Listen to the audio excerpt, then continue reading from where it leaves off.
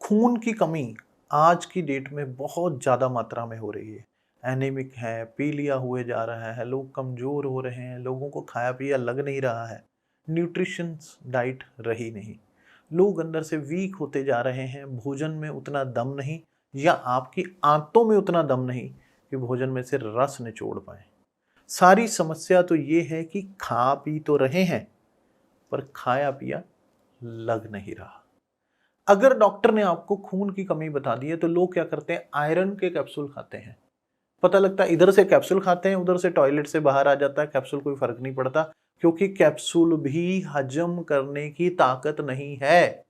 Iron की गोलियां, iron के कैप्सूल खाए जा रहे हैं, 6-6 महीने से खाए जा रहे हैं, शरीर पर कोई फर्क नहीं पड़ रहा, खून नहीं बन पा रहा, हीमोग्लोबिन डाउन आ रहा है। डॉक्टर कह रहा है तेरे पे तो दवाइयां असर नहीं हो रही, अब 3-3 हजार रुपए के इंजेक्शन लगेंगे। मैं आपको साधारण सा तरीका बताता हूं। आयरन भोजन से ही लो, दवाइयों से ना लो। भोजन में आयरन है, उसको लोगे आपके अंदर अपने आप आयरन आ जाएगा, क्योंकि भोजन में उसको इस तरीके से परमात्मा ने डाला है कि वो आपको खाना हजम होने के साथ ही आयरन भी हजम हो जाता है। बाहर से लेते हैं तो सही से हजम नहीं होता। तो उसके लिए क्या काम करें? 50 ग्राम पालक के पत्ते सुबह, 50 ग्राम पालक के पत्ते शाम को। पहले अच्छे से पत्ते धो लें, चबा कर खाने हैं, चाहे नाश्ते के टाइम पे खा लो, चाहे दोपहर को खा लो, चाहे शाम को खा लो, दिन में 2 बार खा लो। अगर नहीं खाए जाते, अलकत आती है, अच्छा नहीं लगता, मन नहीं मानता, तो आप उसको मिक्सी में पीस लो, थोड़ा सा पानी डालो उसके अंदर और पी गए जूस बना के। तो ये पियोगे रोज सुबह शाम, तो आपके शरीर में आयरन की कमी जो है वो पूरी हो जाएगी। पालक के पत्तों को अच्छे से धोना जरूरी है, बार बार कह रहा हूं, ध्यान रखना। दूसरी चीज, गाजर और चुकंदर का जूस, ये बड़ा फौलादी जूस है, ये आपके जिस्म में बहुत जान पैदा कर देता है। तो लगभग 250 ग्राम गाजर लें और 50 ग्राम चुकंदर जो जूसर होता है उसमें डाल के उसका जूस निकाल लें। इसमें कोई भी नमक, मिर्च, मसाला, ये वो कुछ ऊपर से नहीं डालना है, कोई बर्फ नहीं डालनी है, कुछ नहीं करना है। बस ये जूस को लो और आप इसको रोज 1 गिलास, हो सके तो 2 गिलास भी पी सकते हैं, नहीं तो 1 गिलास रोज तो पीना ही पीना है।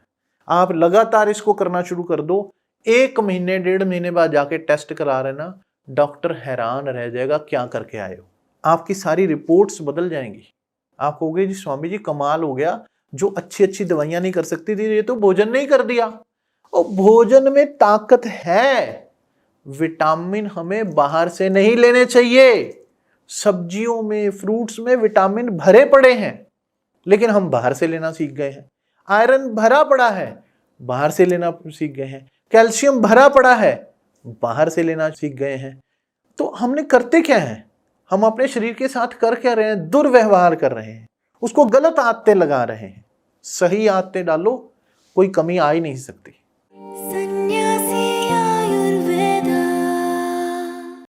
कई बार छोटे बच्चों के सिर में जुएं पड़ जाती हैं, स्कूल में जाते हैं, मिट्टी में खेलते हैं, दोस्तों के साथ जाते हैं, कहीं गंदी जगह हाथ लगा देते हैं, कुछ कर देते हैं। बच्चे तो बच्चे हैं, बच्चों को कुछ पता तो चलता नहीं, लेकिन पता लगता कई बार दूसरे बच्चों के सिर में जुएं होती है, उसकी वजह से भी हमारे बच्चों के सिर में चढ़ जाती हैं। तो उससे छुटकारा कैसे पाएं? कई बार हमने देखा बाजार में, मेडिकल स्टोर पर ऐसी दवाइयां मिलती हैं जो लगाओ और उनसे बच्चों की जुएं मर जाती हैं। लेकिन जो जुओं को मारती है, जब उसका काम जू को मार देना है, तो इसका मतलब उसमें कोई ना कोई जहरीला केमिकल होगा जो जुओं को तो मार देता है, हमें फिर भी बच जाते हैं, लेकिन वो नुकसानदायक है।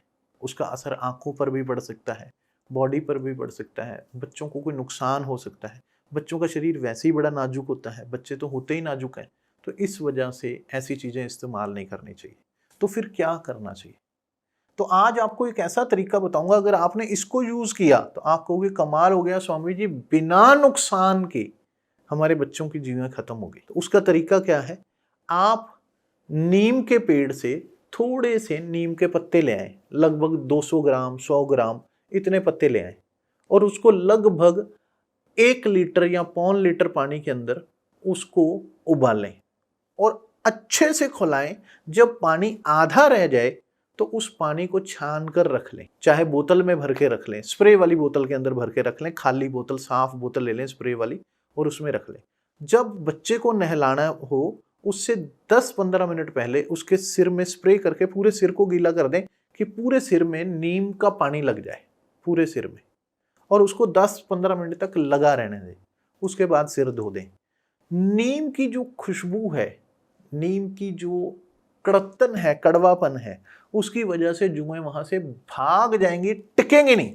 वो कहेंगे यार इनके सिर में तो कड़वापन है, इसको यहां नहीं जाना। अपने आप जुएं छोड़ के घर बनाना बंद कर देंगी, वो अंडे भी छोड़कर भाग जाएंगी, अपने आप जुएं बनना बंद हो जाएंगी। दूसरा तरीका ये भी कर सकते हैं कि हम एक प्याज लें, उसको काटें और उसका रस निकाल लें। काट के उसको पहले मिक्सी में पीस लें और निचोड़ लें, जो रस निकल जाएगा, रस को आप 10-15 मिनट लगा सकते हैं सिर में, उसके बाद सिर धो दें।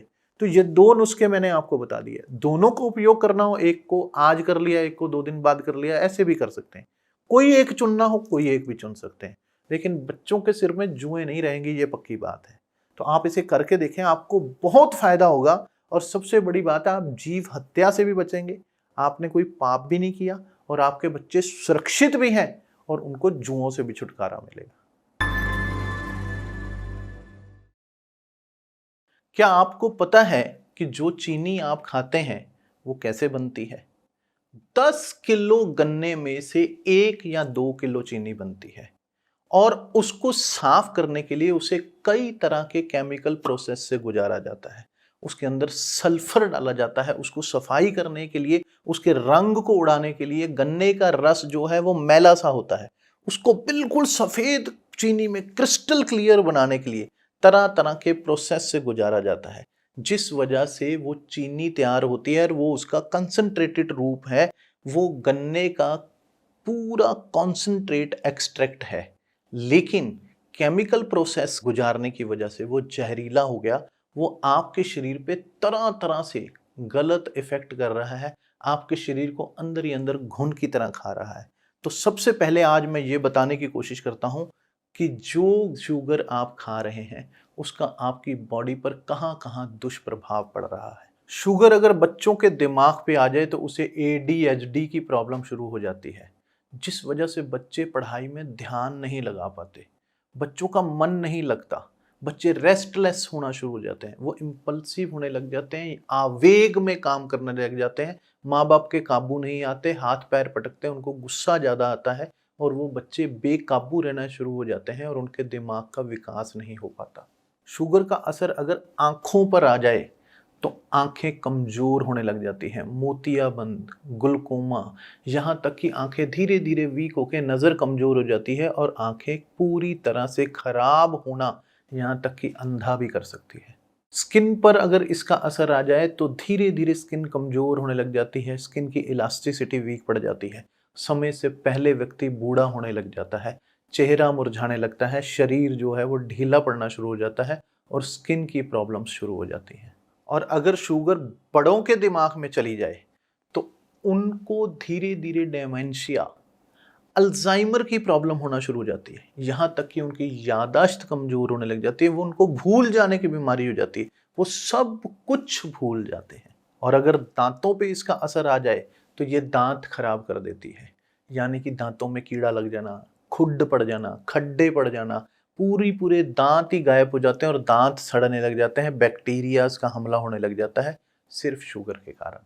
और अगर शुगर बॉडी में ज़्यादा हो तो धीरे धीरे नींद कम आने लग जाती है, इंसोम्निया की शिकायत हो जाती है, यानी कि रात को सपने ही सपने आ जाना या दिमाग चलता ही रहना, चलता ही रहना, चलता ही रहना और नींद ना आने की बीमारी हो जाती है।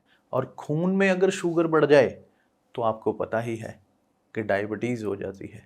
मधुमेह का रोग हो जाता है।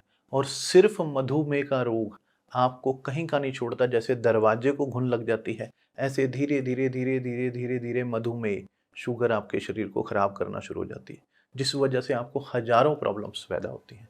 और अगर कहीं जरूरत से ज्यादा आपके सिस्टम में शुगर हो गई तो ये कैंसर भी दे सकती है। और अगर इसका असर आपके लिवर पर पड़ जाए तो आपको फैटी लिवर यानी कि लिवर की बीमारियां पैदा हो जाती हैं, जिसे non alcoholic fatty liver disease भी बोलते हैं। और यहाँ तक कि इंसुलिन रेजिस्टेंस तक पैदा हो जाता है, यानी कि आपकी बॉडी के जो सेल हैं वो अच्छे से शुगर को एब्जॉर्ब नहीं कर पाते, जिस वजह से आपके ब्लड के अंदर शुगर का लेवल बढ़ जाता है।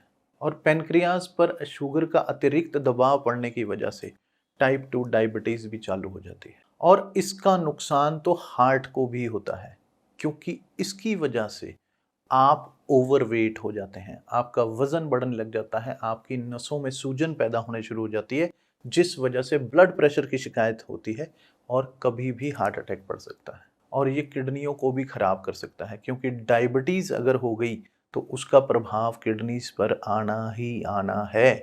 धीरे धीरे ये किडनी को भी खराब करना शुरू कर देती है। और यहाँ तक कि ये आपके डाइजेस्टिव सिस्टम को, आपकी गट हेल्थ को, आपके पेट को खराब करती है, आपका हाजमा खराब कर देती है, आपका पेट फूला फूला रहता है, आपको गैस, खट्टी डकार, अफारा, तरह तरह की प्रॉब्लम होती है। आपकी आंखों पर, आपकी पेनक्रियाज पर, आपके हार्ट पर, आपके लिवर पर, आपकी स्किन पर के सेल्स तक इसका दुष्प्रभाव होता है। तो ये आप चीनी नहीं खा रहे हैं, ये आप जहर खा रहे हैं। और वैसे भी जितनी शुगर की आपको जरूरत थी वो परमात्मा ने आपके भोजन में पहले ही डालकर भेजी है। जो आप रोटी सब्जी भी खा रहे हैं वो भी जाकर ग्लूकोज में ही कन्वर्ट हो रही है, तो वो क्या है, वो भी तो शुगर ही है। और अगर आपको फिर भी मीठे की क्रेविंग होती है, आपका दिल करता है कि मैं मीठा खाना चाहता हूं, तो फ्रूट खाओ, जी भरकर खाओ, गुड़ खाओ, जी भरकर खाओ, नेचुरल मीठा लो ना। अननेचुरल कंसंट्रेटेड केमिकल भरा मीठा लेने की क्या जरूरत है। ये आपकी हड्डियों को गला देगा, आपके शरीर को घुन लगा देगा और आपको बीमारियों का घर बना देगा। अगर आप लंबे समय तक स्वस्थ जीना चाहते हैं तो आज से ही शुगर को नमस्ते कर दें।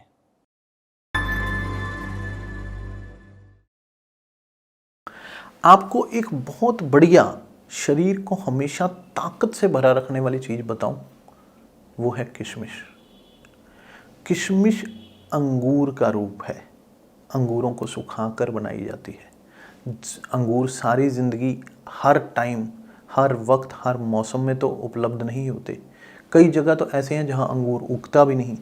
तो वो अंगूर का सेवन कैसे करें, इसलिए अंगूर को ड्राई फॉर्म में किशमिश बना लिया गया।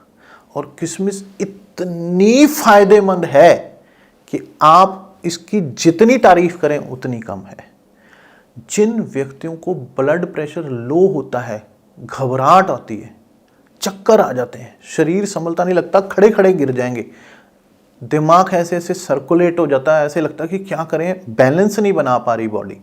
ब्लड प्रेशर जिनका लो होता है, आपने तो सुना होगा कि हाई ब्लड प्रेशर ज़्यादा खतरनाक है, लेकिन अगर जिसको लो होता है उससे पूछोगे ना तो वो कहेगा प्राण ही बाहर निकल जाते हैं, ऐसे लगता है शरीर ही ठंडा पड़ गया, पसीने बाहर निकल गए और ऐसे लगता है कि मौत हो जाएगी, अभी प्राण बाहर निकल जाएंगे, मुझे बचा लो। इतनी घबराहट होती है, बिस्तर से नहीं उठ पाता व्यक्ति। अगर इस तरह की कोई प्रॉब्लम हो, सिर्फ 20-25 दाने रात को किशमिश के भिगो कर रख दो, सवेरे उठ के चबा चबा के वो दाने खा लो और वो पानी पी लो, आपको ज़िंदगी में कभी लो ब्लड प्रेशर की शिकायत नहीं होगी। रोज सेवन करना शुरू कर दो। जिस व्यक्ति को एनर्जी की कमी रहती हो, जो थकावट महसूस करता हो, जिसको लगता हो मेरा शरीर डल है, सुस्त है, लुंज पड़ा हुआ, काम करने को दिल नहीं करता, सुस्ती, कमजोरी, थकावट, बदन में जान ही नहीं, जो अच्छे अच्छे महंगे महंगे कैप्सूल खा खा के थक चुका हो, वो सिर्फ किशमिश रात को भिगो के सवेरे खाना शुरू कर दे, वो कहेगा कि वाह, इससे बढ़िया कुछ हो ही नहीं सकता। जिस व्यक्ति को डॉक्टर ने खून की कमी बता दी हो, जी खून नहीं है इसके अंदर, खून कम है, हीमोग्लोबिन डाउन हो गया है इसका, उसको खिलाना शुरू कर दो, हीमोग्लोबिन ऊपर आ जाएगा। आप कहोगे वाह कमाल हो गया, किशमिश ने इतना असर कर दिया, इतनी जान डाल दी। पाचक रसों का निर्माण करती है। अगर भोजन सही से ना पचता हो तो किशमिश खाने वाले व्यक्ति का भोजन सही से पचना शुरू हो जाता है। और भोजन पच गया तो आपका पावर हाउस सही है तो बाकी सारी सप्लाई तो अपने आप ही सही जाएगी।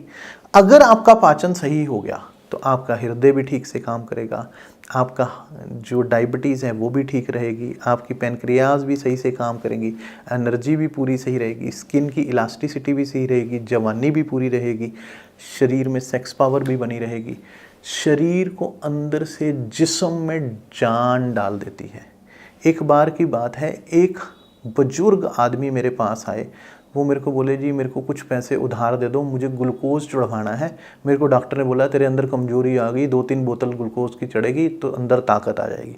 मैंने उसको बोला, क्यों तू इतने पैसे भी बर्बाद कर रहा और उससे कुछ इतना असर नहीं होना। तू मेरी बात मान, सामने जाके वो ठेला लगा हुआ, वहाँ से जाके 1 पाव अंगूर लेके खा और रोज़ 1 पाव अंगूर खाना शुरू कर दे। 15 दिन खा लेना, उसके बाद जाके मुझे बताना कमजोरी दूर हुई या नहीं हुई। 15 दिन तक उसने अंगूर खाए। 15 दिन में वो बोला, जी मेरे शरीर में तो इतनी जान आ गई है कि मुझे लग रहा है मेरे को किसी भी तरह की कोई दिक्कत नहीं रही। अंगूरों ने इतनी जान डाल दी और अंगूरों से ही तैयार हुई है किशमिश। किशमिश नेचुरल ग्लूकोज है, नेचुरल फ्रुक्टोज है, नेचुरल शक्ति का भंडार है। नेचर को छोड़ के ग्लूकोज चढ़वाए जा रहे हो, पानी में मिला के चीनी पिए जा रहे हो, उसका क्या फायदा। असली चीज खाओ ना, तब तो जाकर जान आएगी, तब तो जिस्म सॉलिड होगा, तब तो अंदर से पट्टे बनोगे, तभी तो शरीर लंबे समय तक चलेगा। खाया पिया ही शरीर को लगेगा, खाए पिए से ही जवानी होती है। जो कैप्सूल खाकर कभी कोई जवान नहीं हुआ या प्रोटीन के डब्बे पीकर कोई जवान नहीं हुआ। कभी किसी ने ये कहा कि आजा प्रोटीन का डब्बा पिया है तो मैदान में, कभी सुना है? लोग बोलते हैं माँ का दूध पिया तो आजा मैदान में। खाया पिया काम आएगा। तो इसलिए जो नेचर हमारी माँ है, जो नेचर माँ ने दिया है वो खाओ, जो फैक्ट्री माँ ने दिया है वो मत खाओ। शिलाजीत मतलब जवानी, यानी कि जवान होने की दवा, यानी कि वो नेचुरल मेडिसिन जो प्रकृति ने हमें बख्शी है, जो प्रकृति ने हमें दी है। और जवानी का मतलब लोग सिर्फ मर्दाना पावर से ले लेते हैं कि सिर्फ मर्दानगी बढ़ाती है, ये तो आदमियों को खानी चाहिए, ये तो मर्दों के लिए है, अगर मर्दाना ताकत प्राप्त करनी है तो शिलाजीत खाओ। ऐसा नहीं है, ये मर्दों को मर्द तो बनाती ही है, ये ताकत का खजाना तो है ही, ये जवानी तो बढ़ाती ही है, लेकिन साथ में ये आपकी पूरी बॉडी को फिट करती है। जवानी का मतलब सिर्फ जवानी नहीं होता, जवानी का सिंबल है अंदर से जवान, अंदर से शरीर खड़ा है, अंदर से शरीर दमदार है, अंदर से शरीर पावरफुल है, एनर्जी से भरा हुआ है, उसे जवानी कहते हैं। जवान का मतलब है अंदर से आपकी फिटनेस लेवल इतनी हाई है कि रोग आपके पास भी नहीं फटकते। आपका पेट भी ठीक है, आपका माइंड भी शरीर ठीक है, आपकी हड्डियां भी ठीक हैं, आपकी जवानी भी ठीक है, आपके शरीर भी पूरी तरह से हष्ट पुष्ट है, बलिष्ठ है और स्ट्रांग है, और रोग आपके पास भी नहीं फटकते। ना सिर्फ आदमियों के लिए, ये स्त्रियों के लिए भी है। ये ताकत का खजाना है, ये आपको अंदर से जवान बनाने का काम करता है, यानी एंटी एजिंग इफेक्ट करता है। ये आपको अंदर से खड़ा करता है, आपका शरीर अंदर से चुस्त फुर्त दुरुस्त बनता है। जिन लोगों को थकावट रहती है, बदन टूटा टूटा रहता है, काम करने को दिल नहीं करता, सुस्ती, कमजोरी, हड्डियां कमजोर पड़ गई, सिर में दर्द होता है, कमर में दर्द होता है, ऐसे लगता है शरीर किसी लायक नहीं बचा, क्रोनिक फटीग सिंड्रोम, यानी कि इतनी थकावट कि थक कर चूर हो चुके हैं, वो लोगों को भी ये खड़ा कर देता है। अगर शिलाजीत का नित्य प्रयोग करना शुरू कर दिया जाए, इसे रोजाना दूध के साथ लिया जाए, तो कमजोर से कमजोर व्यक्ति भी ताकतवर बन सकता है, एनर्जी से भर सकता है, शरीर अंदर से ताकत से लबालब हो सकता है। ये रोए रोए में, सेल सेल में एनर्जी को भरने का काम करती है। जो लोग बूढ़े हो रहे हैं, जो लोग 50 साल की उम्र से ज़्यादा जा चुके हैं, उन्हें तो रोजाना इसका सेवन करना ही चाहिए।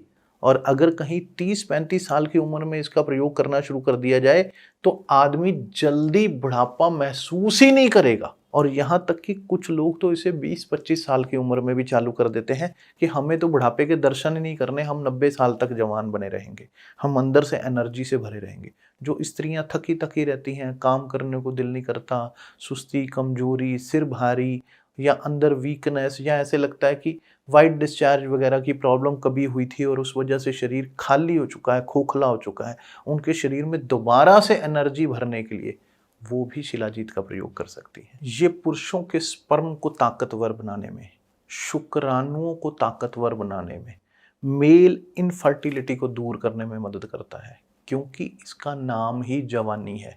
अगर शिलाजीत का पर्यायवाची बोला जाए तो उसे जवानी बोला जाएगा। शिलाजीत खाने वाला मर्द कभी औरत के सामने फीका नहीं पड़ता, लेकिन ये सिर्फ मर्द खाए और बाकी लोग जवानी से दूर रहें ऐसा नहीं है। स्त्रियां भी इसे प्रयोग कर सकती हैं। ये तो ताकत का खजाना है, नेचुरल मिनरल है। इसका मेन कंटेंट है natural fulvic acid. Natural fulvic acid का मतलब है जो कुदरत ने आपको शक्ति बख्शी है, जो अंदर से जवानी को भर देगा। इसका इस्तेमाल अगर आप नित्य करना शुरू कर दें, कभी कमजोरी आपके पास आ ही नहीं सकती। ये आपके हृदय को ताकतवर बनाता है। दिल की बीमारियां जिनको रहती हों, कोलेस्ट्रॉल हो, ट्राइग्लिसराइडिस हो, या एंटीऑक्सीडेंट काम करता है। ये बॉडी के अंदर शक्ति को भरता है, जवानी पैदा करता है। जिन लोगों को लगता है कि मुझे दिल की तकलीफ है, या कहीं कल को हार्ट में कोई प्रॉब्लम ना आ जाए, या फैमिली में कभी हार्ट की प्रॉब्लम रही है, तो आप चाहते हो कि आपका शरीर लंबे समय तक चले, तो आपको शिलाजीत का प्रयोग करना शुरू कर देना चाहिए, क्योंकि ये हार्ट को मजबूत बनाने का काम करता है। ये टेस्टोस्टेरोन के लेवल को मेंटेन करने में मदद करता है। ये इम्पोटेंसी को ख़त्म करता है, और यहाँ तक कि ये लिबिडो को, आपकी काम इच्छा को बढ़ाने में काम करता है। कुल मिलाकर शिलाजीत शक्ति का भंडार है। अगर आप चाहते हो कि बुढ़ापे तक शरीर गिरे ना, चलता रहे, बाजार के कैप्सूल गोली ना लेने पड़े, सप्लीमेंट ना खाने पड़े, विटामिन का कैप्सूल सुबह शाम ना खाना पड़े, तो आप शिलाजीत खाओ। शिलाजीत जिंदगी भर खाई जा सकती है, क्योंकि नेचुरल है, इसका कोई साइड इफेक्ट, कोई नुकसान, कोई दुष्प्रभाव नहीं है। 12 महीने इसका उपयोग किया जा सकता है। सिर्फ एक चने के दाने के बराबर दूध में या पानी से इसमें घोल के सुबह शाम इसे पिया जा सकता है। स्त्रियां पुरुष दोनों इसका इस्तेमाल कर सकते हैं, और ये आपको जवानी तक बूढ़ा नहीं होने देगा। जल्दी आपका शरीर जो है एज्ड नहीं होगा, जल्दी झुर्रियाँ नहीं पड़ेंगी, जल्दी कमजोरी नहीं आएगी, शरीर अंदर से फिट रहेगा। लेकिन सबसे बड़ी बात इसमें यह है कि शिलाजीत असली होना चाहिए। और अगर आप असली शिलाजीत चाहते हो तो आप सन्यासी आयुर्वेदा की शिलाजीत भी प्रयोग कर सकते हैं। आप इसे एक बार यूज करें, आप कहेंगे कि ये इतना प्राकृतिक खजाना इतनी एनर्जी से भर देता है, आपको यकीन नहीं होगा कि आपके शरीर में दिन प्रतिदिन ऐसे परिवर्तन आने शुरू होंगे। आप महीने 2 महीने में ही ऐसा फील करेंगे कि अंदर से शरीर जवान हो गया, शरीर जवानी से लबालब हो गया। शिलाजीत वो काम करेगी। हम खाना क्यों खाते हैं? सेहत बनाने के लिए। अच्छी से अच्छी चीज़ें खाते हैं कि हमारी सेहत फिट रहे, लेकिन आयुर्वेद के अनुसार कई बार हम अच्छी चीज़ खाते हैं या खाना हेल्दी खाना भी खा रहे हैं, अगर वो विपरीत आहार हो गया, अगर वो एक दूसरे के एंटी हो गया, अगर विरुद्ध आहार हो गया, तो वो आपको उल्टा नुकसान भी पहुंचा सकता है। तो आज मैं आपको ऐसी 5 चीज़ें बताने वाला हूं जो टोटली एक दूसरे के विपरीत हैं। अगर आपने उसको खाया तो ये आपके लिए जानलेवा भी साबित हो सकती हैं। सबसे पहली चीज़ है शहद और घी। शहद और घी कभी इकट्ठा नहीं खाना चाहिए, और अगर सम मात्रा में खा लिया जाए तो ये विष भी बन सकता है। विष के समान आपकी बॉडी में काम कर सकता है। विष बनने का मतलब सिर्फ सीधा जहर से नहीं, लेकिन ये आपकी बॉडी की पूरी जो प्रणाली है, पूरी प्रक्रियाएं हैं, उनको उलट पुलट तहस नहस कर सकता है। इससे आपको उल्टी, दस्त, बवासीर, हाजमा खराब, गैस, वॉमिटिंग सेंसेशन होना, या आपको अंदर पाचन शक्तियों की कमजोरी हो जाना, या इम्यूनिटी खराब हो जाना, सिर दर्द, मतली आना या अंदर आपके शरीर की जो रोग प्रतिरोध की क्षमता है या आपको चर्म रोग भी हो सकते हैं और यहाँ तक कि इससे आपको अंदर टॉक्सिन्स पैदा हो सकते हैं और आपके शरीर की जो हेल्थ है वो ख़राब हो सकती है। इसलिए इसे ध्यान रखें कि सम मात्रा में शहद और घी दोनों बहुत नुकसानदायक हैं, इसे कभी प्रयोग ना करें। दूध और खट्टी चीज़ें कभी भी साथ में नहीं लेनी चाहिए। जैसे मान लो दूध के साथ मौसमी, संतरा या ऐसे नींबू जैसी कोई चीज़ होगी, नारंगी होगी, इस तरह की चीज़ या इमली वगैरह इस तरह की कोई चीज़ खा ली जाए तो ये दूध के प्रोटीन को फाड़ देते हैं। जैसे आपने देखा होगा कि दूध में नींबू निचोड़ दो तो दूध फट जाता है, ठीक इसी तरीके से ये आपकी बॉडी के अंदर प्रोटीन को जाम कर देती हैं, जिस वजह से गैस, पेट फूलना, उल्टी आना, दस्त आना, पेट खराब होना, हाजमा खराब होना, इम्यूनिटी कमज़ोर होना और यहाँ तक कि आपके पेट में बहुत ज़्यादा ऐंठन और दर्द भी पैदा हो सकता है और बॉडी को घातक सिद्ध हो सकता है।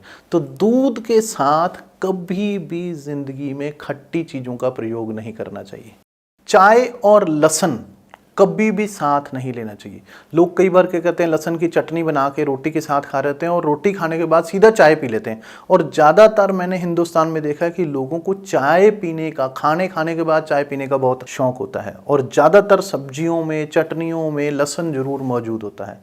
जो लहसुन है उसमें एंटीकोएगुलेंट होता है जो कि चाय के साथ रिएक्ट करता है और कई बार उससे ब्लीडिंग भी हो सकती है, नाक से ब्लीडिंग या आंतों में रक्त स्राव हो जाना या टॉयलेट के रास्ते ब्लड आ जाना या टॉयलेट जाम हो जाना, बवासीर जैसी शिकायत हो जाना, पेट में गैस उत्पन्न होना, पेट में खराबी होना, पेट फूला फूला रहना, इस तरह की प्रॉब्लम की शिकायत हो सकती है। तो अगर आपको चाय की तलब लगती है या आप चाय के आदी हैं तो कम से कम खाने के बाद 1 घंटे बाद चाय पिएं, उसके तुरंत बाद चाय ना पिया करें। तभी लोगों के पेट फूल रहे हैं, तभी लोगों के पेट खराब हो रहे हैं। तो लहसुन और चाय इन दोनों का एंटी एक दूसरे के साथ दुश्मनी है, इसलिए इसे कभी भी प्रयोग ना करें।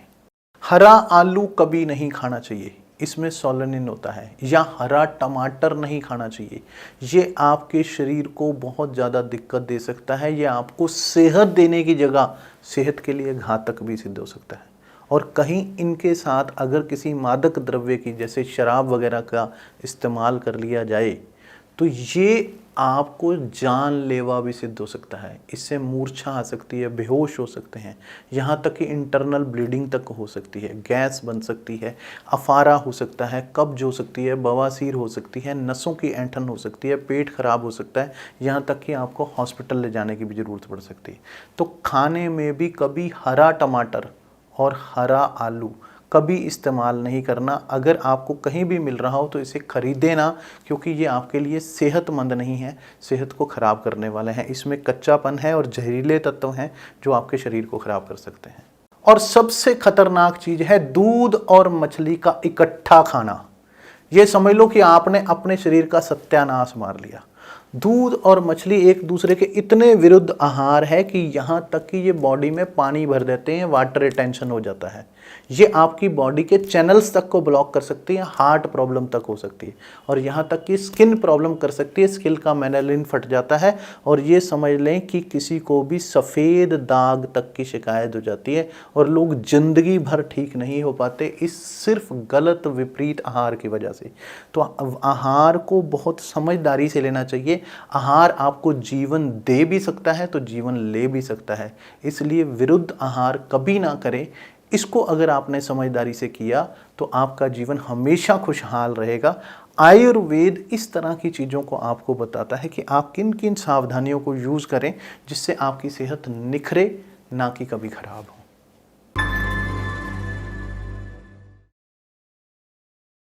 होंठ गुलाबी करने के लिए या होंठ फटते हैं, कटे फटे होंठ, होंठों की खूबसूरती नहीं, या लिपस्टिक लगा लगा के होंठ खराब कर लिए, केमिकलों का दुष्प्रभाव होंठों के ऊपर आ गया, या सर्दी वगैरह की वजह से होंठ फटने लग गए, तो उसके लिए क्या करना चाहिए? बहुत बढ़िया देसी उपाय घर में मौजूद, कहीं दूर जाना नहीं है। 2 बूंद देसी घी की रात को नाभि में लगाकर सो जाएं। देसी घी ना मिले तो सरसों के तेल की रात को लगाकर रोज रात को सो जाया करो। आप चंद दिन करोगे, आप हैरान हो जाओगे, सिर्फ होंठों का रूखापन नहीं, स्किन का रूखापन भी दूर होने लग जाएगा। होंठ गुलाबी हो जाएंगे, होंठ खूबसूरत होने लग जाएंगे, होंठों की जो ब्यूटी है वो निकल कर बाहर आ जाएगी। आप कहोगे स्वामी जी कमाल कर दिया, इतना अच्छा नुस्खा बताया जो कि बिल्कुल घरेलू है, देसी है और नाभि पे लगा रहे हैं और होंठों पे असर आ रहा है। नाभि आपके शरीर का केंद्र है। जब बच्चा पैदा होता है तो नाभि से अपनी माँ से जुड़ा होता है, वहां से खुराक लेता है। तो नाभि आज भी आपकी जागृत है।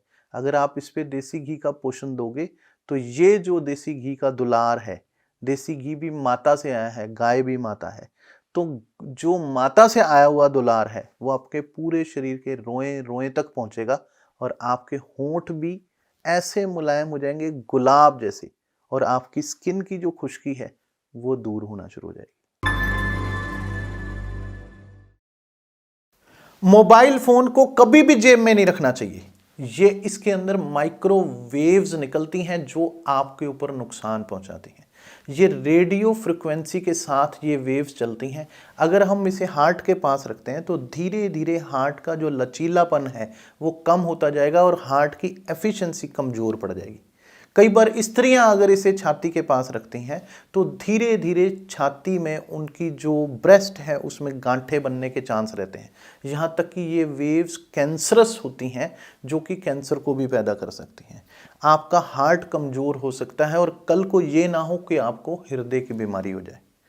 दूसरी बात, कुछ लोग क्या करते हैं, पैंट की आगे की जेब में, आगे लेफ्ट में या राइट जेब में इसको डाल लेते हैं। तो धीरे धीरे पुरुषों को ये शुक्राणु बनने की प्रक्रिया को कम करता है, लेडीज़ के अंदर ओव्यूलेशन होने की प्रक्रिया को ये कमज़ोर करता है और धीरे धीरे कहीं ये ना हो कि नामर्दगी के शिकार हो जाएं या औरतें इसकी वजह से बांझ होने लग जाएं, बच्चा पैदा होने में भी दिक्कत आए। तो ये खतरनाक वेव्स हैं, इनका आपके शरीर पर बहुत ज़्यादा दुष्प्रभाव पड़ता है। आप कहोगे स्वामी जी जो आप बात कह रहे हो ये हमने कहीं भी नहीं पढ़ी है, किसी भी अखबार में नहीं पढ़ी है, कहीं भी इंटरनेट पे नहीं पढ़ी है, किसी भी ऐसे डॉक्टर ने नहीं बोला, किसी भी साइंस की ऐसी कोई डाटा पब्लिश नहीं हुआ, आप कैसे कह रहे हो? आपने ये तो पढ़ा है ना कि ये माइक्रोवेव्स हैं, आपने ये तो पढ़ा है ना ये रेडियो फ्रिक्वेंसी के साथ ट्रेवल कर रही हैं और ये दुष्प्रभाव डालने वाली वेव्स हैं, ये आपके शरीर पर गलत प्रभाव डालती हैं। तो आप डेटा पब्लिश होने का इंतजार करोगे फिर हटोगे उस काम को करना। आप ये अखबार में छपेगा कि किसी को कैंसर हो गया तब आप सुधरोगे, या पहले ही अगर आपको पता है कि ये चीज हमारे लिए नुकसानदायक है तो पहले ही क्यों ना सावधानी से चल लिया जाए। मैं मानता हूं कि आज की डेट में मोबाइल फोन के बिना किसी का भी काम नहीं चलता, यहां तक कि मुझे भी मोबाइल फोन यूज करना पड़ता है। लेकिन क्या हम छोटी छोटी समझदारियां नहीं कर सकते? जैसे मान लो कि आप 24 घंटे ब्लूटूथ लगाए बैठे हो, तो एक तो आपको रेडियो फ्रिक्वेंसी मिल रही है, फिर ब्लूटूथ की रेज मिल रही है, फिर आपको माइक्रोवेव्स मिल रही हैं। तो आप ये बताइए कि आपके कान कमजोर होंगे या नहीं होंगे? आपका ब्रेन कमजोर होगा या नहीं होगा? आपके ब्रेन की याददाश्त वीक पड़ेगी या नहीं पड़ेगी? आपको बहुत ज़्यादा दुष्प्रभाव मिलेंगे और कल को कहीं ये ना हो कि समय निकल जाए और आप कहे कि कोई बताने वाला नहीं था। इसलिए आपके बड़े होने के नाते मैं आपको अपने बच्चों की तरह समझता हूँ, इसलिए आपको बता रहा हूँ कि आप इसमें छोटी छोटी सावधानियाँ करना यूज़ करें। तो सबसे पहले तो आप जैसे मान लो पॉकेट में मोबाइल रखते हैं, उसकी जगह टेबल पे रखें। आप अपनी जेब में डालने की जगह थोड़ी सी दूरी 1-2 फुट दूर रख सकते हैं उसे। लेडीज़ अपने पॉकेट में डालने की जगह अपने पर्स में मोबाइल रख सकती हैं। ब्लूटूथ लगाने की जगह जो तार वाला ईयरफोन आता है उसको यूज़ कर सकते हैं। कम से कम आपका खतरा कम तो होगा। आप बेशक खतरों के बीच में ही जी रहे हैं, हमारी चारों तरफ ही रेडियो फ्रिक्वेंसी है, लेकिन फिर भी आप अपनी बचत तो रख सकते हैं। आप रात को बिस्तर के किनारे पे अपने सिर के पास रखकर मोबाइल को सो रहे हो, आपके पूरी रात दिमाग पर मोबाइल की रेज पड़ रही हैं, इससे अच्छा थोड़ी दूर पर रख के सो सकते हैं। अगर आप इस तरह की सावधानियां यूज करेंगे तो आपको कभी भी पछताना नहीं पड़ेगा और आप कहोगे स्वामी जी आपने इतनी अच्छी चीज बचाई कि कल को होने वाले नुकसान से हमें आज ही बचा लिया। क्या आप खाने के तेल को बार बार गर्म करके फिर से दोबारा यूज करते हैं, जिसे रीयूज करना कहते हैं? पुनः गर्म करके खाना, जैसे कई बार पकोड़े तले या पूरी बनाई, कचौरी बनाई, भटूरे बनाए, समोसे बनाए, तो वो तेल जो बच जाता है उसको या तो लोग सब्जियों में डालकर खा लेते हैं या दोबारा जब अगली बार तलना होता तो उसी तेल को प्रयोग में ले आते हैं। तो ये चीज मैंने लगभग सभी घरों के अंदर देखा है कि कोई भी तेल को फेंकता नहीं है, क्योंकि तेल इतना महंगा है, उसको फेंकने से पहले तो ऐसा लगेगा, दिल बाहर आ जाएगा कि इसको इतने महंगे को फेंकूं कैसे। लेकिन वो तेल आपको हार्ट की बीमारी दे सकता है, वो तेल आपके डीएनए तक इफेक्ट दे सकता है, उस तेल में टॉक्सिसिटी है, वो आपके लिए जहर का काम कर सकता है, क्योंकि तेल के अंदर जो आपने खाना भुना था, जिस भी चीज को आपने तला था, उसके गुण भी आ चुके हैं और तेल का केमिकल कंपोजिशन भी चेंज हो चुका है। अब तेल वो तेल नहीं रहा जो आप पहली बार प्रयोग ला रहे थे। तो आज मैं आपको इसके बारे में कुछ खास जानकारियां देने वाला हूं कि आप अगर ऐसा करते हैं तो कैसे करें, किस तरह से करें, क्या सावधानी बरतें और उससे क्या-क्या नुकसान हो सकते हैं। जब हम तेल को गर्म करते हैं तो सबसे पहली बार जब हम गर्म करते हैं तो उसमें बहुत से मिनरल और बहुत से ऑक्सीडेंट्स होते हैं। लेकिन जैसे ही हम उसे उबालना शुरू करते हैं तो आपको पता है कि हर तेल की एक स्मोकिंग पॉइंट या बॉइलिंग पॉइंट होता है, जहां पर उससे ज्यादा जब हम गर्म करते हैं तो उसका कंपोजिशन चेंज होना शुरू हो जाता है, उसके अंदर केमिकल बदलाव आने शुरू हो जाते हैं, जिस वजह से जो फैट है वो ट्रांस फैट में बदलना शुरू हो जाता है। और जब ये तेल हम दोबारा यूज करते हैं तो ये बॉडी में फ्री रेडिकल्स को बढ़ाने का काम करता है। तो तेल धीरे धीरे धीरे धीरे जहरीला होना शुरू हो जाता है। जो तेल हमें फायदा पहुंचाना था, जिस तेल ने, वो तेल हमें नुकसान पहुंचाने लग जाता है। और जैसे ही हम तेल में जिन चीजों को उबालते हैं, जिन चीजों को हम उसमें पकाते हैं, उन चीजों का असर भी, उस फूड पार्टिकल का असर भी उस तेल के अंदर रह जाता है, जिससे दोनों का, तेल का और उसका असर जो मिक्स होने से उसके अंदर पॉइजनिंग मटेरियल पैदा होना शुरू हो जाता है, जो आपको बहुत बीमार कर सकता है। ये शरीर को नुकसान करता है, जो हृदय की धमनियों में या अन्य धमनियों में जम जाने का काम करता है। इसको ज्यादा गर्म करने पे इसमें कार्सेनिक या म्यूटाजेनिक इफेक्ट भी आ सकता है, जो कि आपकी बॉडी के सेल्स को, यहां तक कि आपके डीएनए तक को भी प्रभावित कर सकता है। और जो आप बाजार से रिफाइंड ऑयल लाते हैं या वेजिटेबल ऑयल लाते हैं, इनका स्मोकिंग पॉइंट या बॉइलिंग पॉइंट बहुत कम होता है और इनमें अक्सर कई तेलों में तो पाम ऑयल मिक्स होता है, जिस वजह से ये ज्यादा खतरनाक सिद्ध हो सकते हैं। तो लोग अक्सर मेरे से पूछते हैं, स्वामी जी फिर क्या करें? हमारी इतनी ताकत तो है नहीं कि एक बार तेल में तल लें और बाद में जो बचा हुआ तेल है उसको फेंक दें। इतने तो पैसे मेरे पास है नहीं, तो मैं इसके लिए क्या करूं? तो फिर उसका क्या ऐसा तरीका हो सकता है कि हमारी बचत भी हो जाए, हमारा नुकसान भी ना हो और हमारा घर भी सही से चले?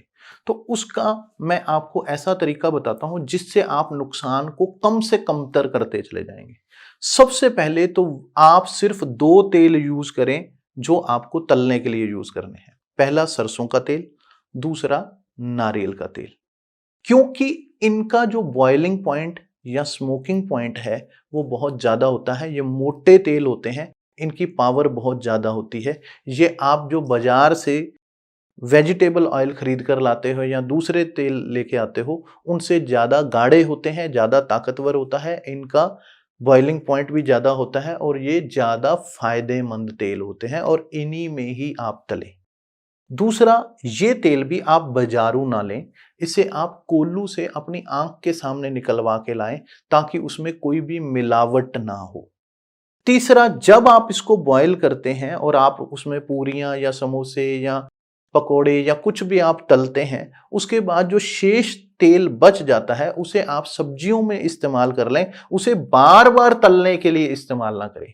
या कुछ लोग क्या करते हैं, जैसे तेल जो बच जाता है, जैसे तलने के बाद जो तेल थोड़ा कम हो जाता है और बच जाता है, अगली बार उसी तेल में नया तेल और मिला लेते हैं और फिर तलना शुरू कर देते हैं। ऐसा बिल्कुल नहीं करना, उसे सब्जियों में यूज करके खत्म कर दें। जब अगली बार तेल लें तो फ्रेश ही लें, जिससे कि आपके नुकसान को घटाते घटाते बिल्कुल मिनिमाइज किया जाए, आपकी पॉकेट पर भी असर ना हो और आपकी सेहत पर भी कोई बुरा प्रभाव ना पड़े।